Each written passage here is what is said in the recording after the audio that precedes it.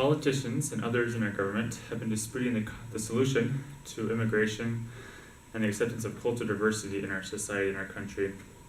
I've had the privilege of spending at least 2 years in Tucson, Arizona, where I experienced a lot of this cultural diversity in that area. Down there I experienced a lot of Hispanic culture, as it is dominant down there, and I was able to meet with families who have immigrated to America from around the world. This country is established a lot on cultural diversity.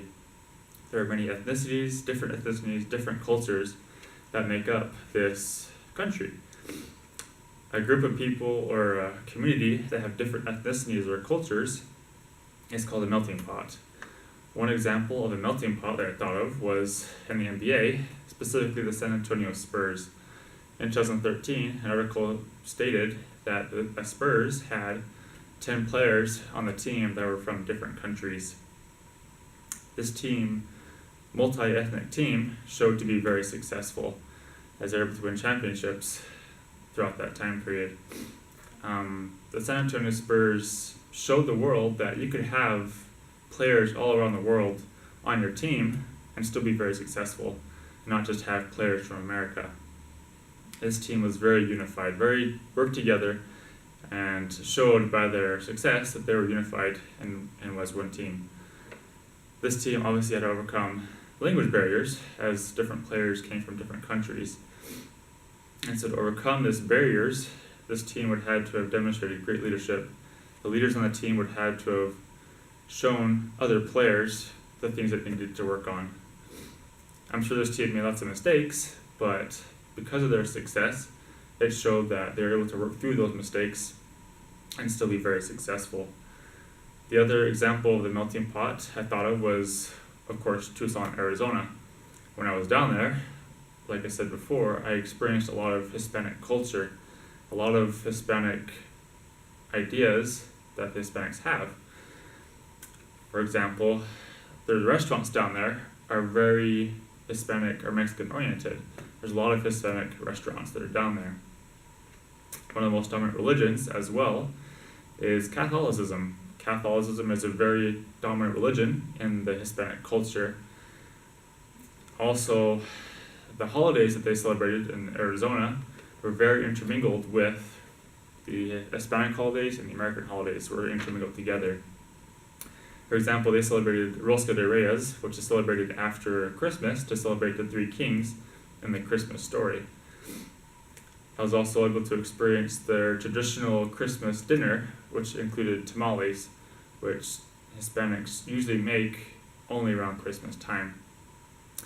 So this country is established upon immigration. Immigrants established this country. An article reiterated the fact that pilgrims are one of the first immigrants to this country, to establish this country, and they came from different cultural backgrounds and different ethnic backgrounds. One of the reasons why immigrants want to come to America is to experience the freedoms that we all enjoy here in America. In a journal written by a Hispanic mother stated that she came to America to provide a better future for her children and her family. One of the reasons why is that America is a beacon to all these families that want to come to America so that they can experience these freedoms that we enjoy in this country. The other reason why people want to come to America is the concept of the American dream. That of anybody, no matter their economic, social class, or ethnic, cultural backgrounds, everyone can achieve success and be successful in this country. I feel like immigrants not only benefit from the new country, but I feel like the new country and local citizens also benefit from the immigrants and what they have to bring to the country. These immigrants can establish programs that have worked in their home countries into the new country they move into, or the new communities they move into, that can help not only the immigrants, but also help local citizens.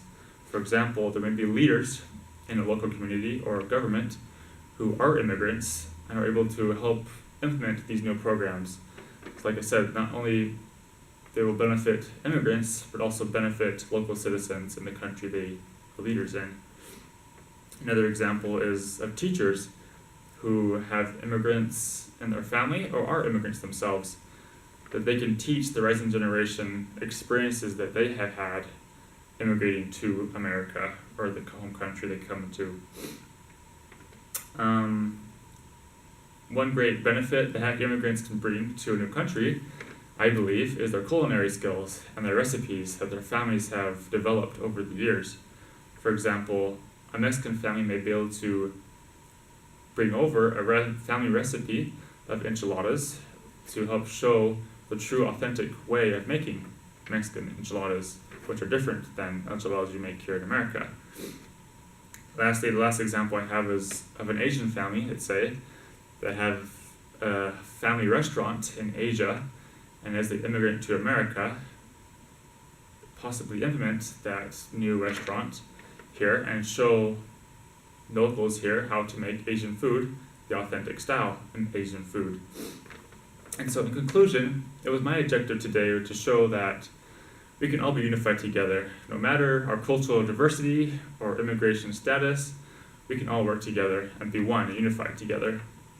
So it is my hope that we can be one as a human family and help each other out and be good local citizens and help those around us.